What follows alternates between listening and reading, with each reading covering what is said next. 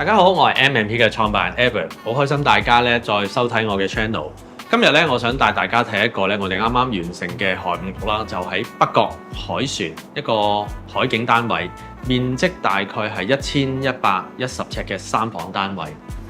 咁屋主咧今次就好少會喺香港嘅，佢唔會長期喺香港居留。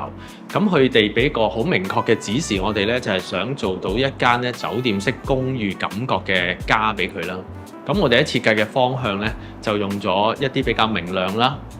簡單舒適，同埋最緊要咧係有度假 feel 嘅感覺。全屋我哋用咗而家最流行嘅靜車風啦，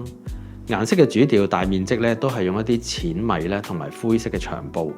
配合米色嘅暖光咧，一眼望落去咧就感覺好乾淨、好明亮同埋好舒服，完全唔會有一種好冷冰冰嘅感覺。天花嘅設計咧，用咗唔同層次嘅燈光去組合，令到光線咧可以喺唔同嘅角度咁散開，增加呢個層次感。客廳安裝咗2支歐洲復古造型嘅吊燈咧，帶有少少貴氣，咁混入現代設計入邊咧，恰到好處又唔會過火。軟裝方面咧，我哋好着重呢個質感同埋顏色嘅配襯啦，簡約嘅金屬線條啦，布紋嘅牆布啦，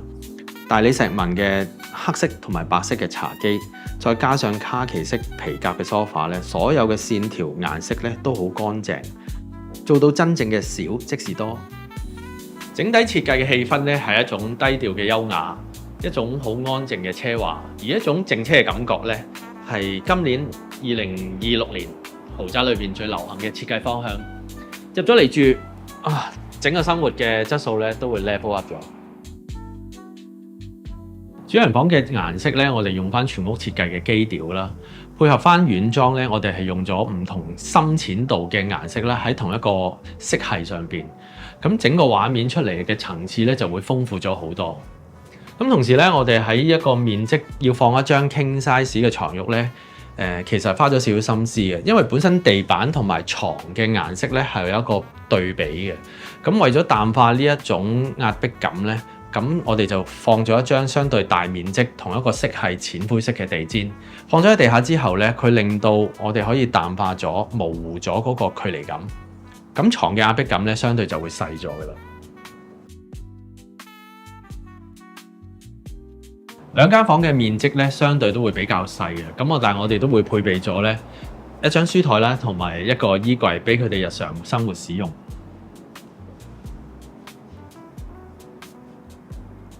成個單位嘅感覺咧，真係好似一間咧星級酒店公寓咁樣嘅感覺嘅。咁無論你坐喺床上邊啦，或者喺 sofa 咧，都會睇到一個咁靚嘅維多利亞海景。咁配合翻全屋嘅設計咧，感覺真係好舒服嘅。咁如果你都想有呢種生活嘅質素嘅話咧，歡迎你哋揾我哋 M&P 傾下偈。睇完呢條片之後，大家有咩意見嘅話咧，歡迎喺下邊留言區留言啦，同埋記得 subscribe、like 同埋 share 我哋。唔該晒，拜拜。